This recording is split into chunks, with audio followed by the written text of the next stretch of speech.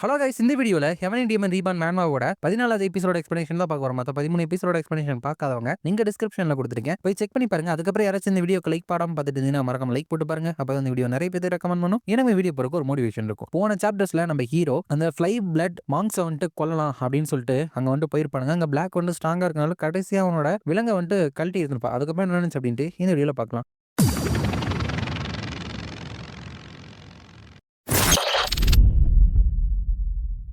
சாப்டரோட ஸ்டார்டிங்ல ஹீரோ வந்துட்டு அவனோட இன்டிமிடேஷன் ஆரா வந்துட்டு அந்த பிளாக் மேல யூஸ் பண்ண ஏற்கனவே சொன்ன மாதிரி ஒரு ஸ்ட்ரென்த்தை வச்சு அவங்க மேல ஒரு பயத்தை விதைக்கிறது, இல்ல கொஞ்சம் அவங்கள அசைக்கிறது, அந்த மாதிரி அதை வச்சுக்கலாம். ஹீரோ வந்துட்டு என்னதான் ஒரு அப்போஸ்டேட் மாங்காவே இருந்தாலும் சரி, ஒரு கட்டத்துல அவங்க புத்திஸ்டோட கீயை வந்துட்டு மாஸ்டர் பண்ணியிருந்தாலும் சரி, அவங்களோட மைண்டை பிரேக் பண்ணா கண்டிப்பா அவங்களால இதை இக்னோரே பண்ண முடியாது அப்படின்னு சொல்லிட்டு மைண்ட் பிரேக் அப்படிங்கிற ஒரு விஷயத்தை வந்துட்டு யூஸ் பண்றான். அதனால அந்த இன்டிமிடேஷன் ஆரா இருந்துட்டு கிட்டத்தட்ட அவரோட முழு உடம்பையே கவர் பண்ற மாதிரி இருக்கு. ஆனா கடைசி நேரத்துல அதுல இருந்து வெளியே வந்து கொல்லாம விட மாட்டேன் மாங்கரல் அப்படின்னு சொல்லிட்டு அட்டாக் பண்ண வரப்ப ஹீரோ வந்துட்டு இதை விட பெட்டரான ரிசல்ட்டை நான் எதிர்பார்க்கவே இல்லை அப்படிங்கிறப்ப அந்த பிளாக் ரெண்டு ஒண்ணுனா ரெண்டா வந்துட்டு கட் பண்ண போறேன் உன்னோட விக்கெட் ஸ்பியரை சேர்த்து தான் அப்படிங்கிறப்ப ஹீரோ வந்துட்டு அவனோட ஸ்பியர் ஆராவை யூஸ் பண்ணி போயிட்டு அந்த அட்டாக் வந்துட்டு கவுண்டர் அட்டாக் பண்றான். அந்த பிளாக்கால நம்பவே முடியல, அவன் வந்துட்டு ஸ்பியர் ஆராவை யூஸ் பண்றான் அப்படின்னு சொல்லிட்டு அது மூலியமா ஹீரோ வந்துட்டு அவனோட ஸ்வாடையே வெட்டிட்டு அதுக்கப்புறம் அவனோட உடம்பையுமே இருந்துட்டு வெட்டி போட்டாடுறான். நீதான் வந்துட்டு இப்போ அந்த நரகத்துக்கு போக போற பால்டி அப்படின்னு சொல்லிட்டு மனசுக்குள்ள என்னோட அடுத்த டார்கெட் ரெட் தான் அப்படின்னு நினைக்கிறான். அதுக்கப்புறம் இதுக்கு முன்னாடி அந்த ஒரு பொண்ணை வந்துட்டு நம்ம பார்த்திருப்போம் இல்லையா, அவர் இருந்துட்டு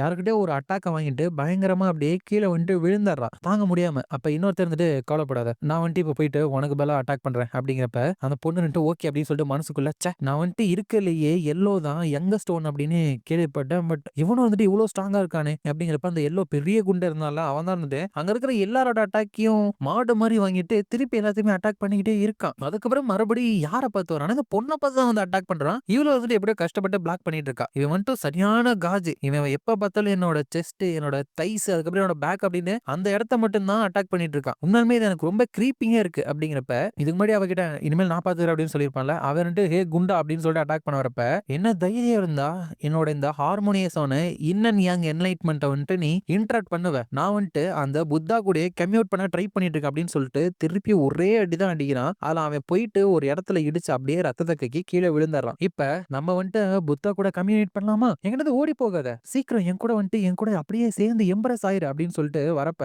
அவ ஓடுறதை நிறுத்திட்டு அவளோட ஸ்வாடை வச்சு அட்டாக் பண்றதுக்கு நின்னாரா. இந்த விஷயம் தான் என் வழியில குறுக்க வந்துட்டே இருக்கு அப்படின்னு சொல்லிட்டு அவளோட கையை வந்துட்டு அட்டாக் பண்ணி அவளோட ஸ்வாடை அங்கிருந்து தூக்கி வீச வச்சாரான். அப்ப அவ கையை பட்டுட்டு என் கையில பிளட், என்னோட ஸ்வாடை வந்துட்டு நான் இழந்துட்டேன், இவங்கிட்ட கேவலப்படுறதுக்கு நான் பேசாட்டி இறந்தே போயிடலாம் அப்படிங்கிறப்பதான் திடீர்னு அட்டாக் பண்றத வந்துட்டு அவன் நிறுத்திடான். அவன் வந்துட்டு ஏன் அவன் நிறுத்திட்டான் அப்படின்னு பாக்குறப்ப ஹீரோ தான் வந்துட்டு அவனோட உடம்ப வந்துட்டு அப்படியே ரெண்டா வெட்டி போட்டு வந்திருக்கான். அதோட இந்த சாப்டர் வந்துட்டு முடியுது. நெக்ஸ்ட் சாப்டர்ல ஹீரோ அப்படி வெட்டி போட்டது மத்தவங்கள பாக்குறதுக்கு அப்புறம் இங்க இருக்கிற எல்லாருமே அவங்களோட லிமிட்ல வந்துட்டு இருக்காங்க போல. இந்த சண்டையை வந்துட்டு இப்படியே இழுத்துட்டே போனோம் அப்படின்னா எங்க சைட்ல தான் நிறைய பாதிப்புகள் வந்துட்டு ஏற்படும் அப்படி நினைச்சிட்டு யார் யாருக்கெல்லாம் காயப்பட்டிருக்கு அப்படின்னு சொல்லிட்டு பாரு அப்படிங்கிறப்ப அவளும் எஸ் சார் அப்படிங்கிறப்ப ஹீரோ வந்துட்டு இந்த இடத்துல டைம் தான் ரொம்பவே எசன்ஸ் ஆனது அப்படின்னு சொல்லிட்டு வேகமா வந்துட்டு போயிட்டு இருக்கான். போறப்ப வழியில ரயாங்கும் அந்த ப்ளூவும் இருந்துட்டு சண்டை போறத பார்த்துட்டு லுக்ஸ் லைக் ப்ளூவை கொல்றதுல ரயாங்க் வந்துட்டு எந்த ஒரு பெரிய பிரச்சனையும் இல்லை அப்படின்னு நினைக்கிறேன். ரேதர் இது வந்துட்டு கண்டிப்பா அவனுக்கு ஒரு நல்ல எக்ஸ்பீரியன்ஸா இருக்கும் இன் தட் கேஸ் அப்படின்னு சொல்லிட்டு வேற ஒருத்தனை வந்துட்டு ஸ்பின் பண்ணி அட்டாக் பண்ண போறான். இதுல கரெக்டா இவங்களோட ட்ரெஸ் வச்சு இவங்களோட கலரை மேட்ச் பண்ண முடியல நண்பர்களே. மேபி இவன் ஒயிட்டா தான் இருக்கணும். அவன் வந்துட்டு கில்லிங் இன்டென்ட் அப்படின்னு பாக்குறப்ப ஹீரோட அட்டாக் தான் அந்த இடத்துல தொடர்ந்து வந்துகிட்டே இருக்கு. ஃபர்ஸ்ட் இவனை வந்துட்டு நான் பினிஷ் பண்ணிடுறேன் அப்படிங்கிறப்ப அந்த அட்டாக் அவன் பிளாக் பண்ணியும் ரொம்ப தூரத்துக்கு வந்துட்டு போயிட்டு விழுகிறான். உங்க எல்லாத்தையுமே நான் சும்மாவே விட மாட்டேன் அப்படின்னு சொல்லிட்டு அவன் சொல்லிட்டு இருக்கிறப்ப ஹீரோட ஸ்பீரை வந்துட்டு தூக்கி வீசுறப்ப அவன் அதை எப்படியோ பிளாக் பண்ணிட்டு அங்கிருந்து உருண்டு பின்னாடி வந்துட்டு போயிடுறான். அதுக்கப்புறம் எந்திரிச்சு ஹவு டேரியோ, இன்னைக்கு உங்க எல்லாரையுமே அந்த புத்தா கிட்ட சென்ட் பண்றதுக்கு எனக்கு அனுமதி கொடுங்க அப்படிங்கிறப்ப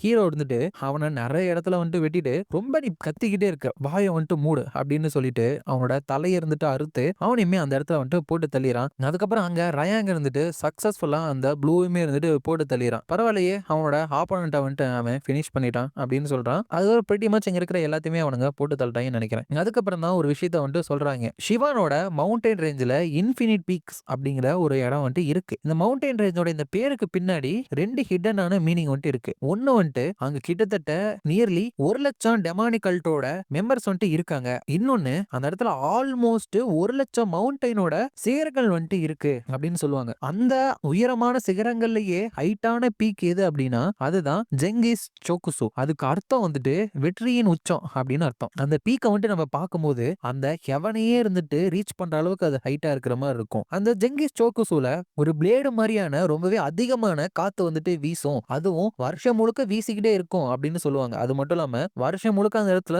பனி முழுக்க அது படர்ந்திருக்கும் அப்படின்னு தான் சொல்லுவாங்க. அதனாலேயே அது எக்ஸ்ட்ரீம் கோல்டுல வந்துட்டு இருக்கிற ஒரு பிளேஸா இருக்கும். ஒரு ஆர்டினரி மார்ஷியல் ஆர்டிஸ்டால கண்டிப்பா அந்த மவுண்டெயினை ஏறவே முடியாது. ஏன் நெருங்கவே முடியாது. ஒன்லி அந்த இம்பெனட்ரபிள் கோல்டு அதுக்கப்புறம் ஹீட் இருக்குல்ல, இதை வந்துட்டு ஒருத்தவங்க மாஸ்டர் பண்ணியிருந்தா மட்டும்தான் அந்த மலையை வந்துட்டு ஏற முடியும் அப்படின்னு சொல்லிட்டு அவங்களால நம்பிக்கையே வைக்க முடியும். அங்கேயே இருக்கிற அந்த ஹெவன்லி டீமன் கல்ட்டுல கூட அத்தனை பேர் இருந்தாலும் கிட்டத்தட்ட 500 விட கம்மியான பேரால மட்டும்தான் அந்த மலையை வந்துட்டு கிளைம் பண்ணி போக முடியும். இருந்தாலும் அதுல இருக்கிற டெமானிக் கல்ட் மெம்பர் சில பேர் கூட அந்த ஜெங்கிஸ் சோகுசு பக்கத்துல இருந்துட்டு போகவே மாட்டாங்க. அவ்வளோ பயம். அதுக்கு காரணம் அந்த சேக்ரெட் பீக்கோட இன்னொரு பேர் தான் the peak of heavenly demon. அங்கதான் ஒரு வாழும் கடவுள் வந்துட்டு இருக்காரு அப்படின்னு சொல்லுவாங்க. அவர் இருக்கிற இடம் இந்த ஹெவன்லி பேலஸ். ஹெவன்லி டீமன் கல்ட்டோட லீடர் ஹெவன்லி டீமன் ஹிவி சுன் த மூன் கிளவர் அந்த செட்டை ரூல் பண்ணிட்டு இருக்காரு இல்லையா, அவர் அந்த இடத்துல தான் இருக்காரு அப்படின்னு சொல்லுவாங்க. அப்ப அந்த இடத்துக்கு ஒருத்தர் போயிட்டு இருக்காரு. இவர் யார் அப்படின்னா த டெமானிக் கல்ட்டோட மிலிட்டரி அஃபேர்ஸோட சீஃப் இவர் தான். Demon of absolute wisdom. அது மட்டும் இல்லாம இந்த கல்ட்ல இருக்கிற 10 டெமானிக் மாஸ்டர்ஸ்ல ஒருத்தர்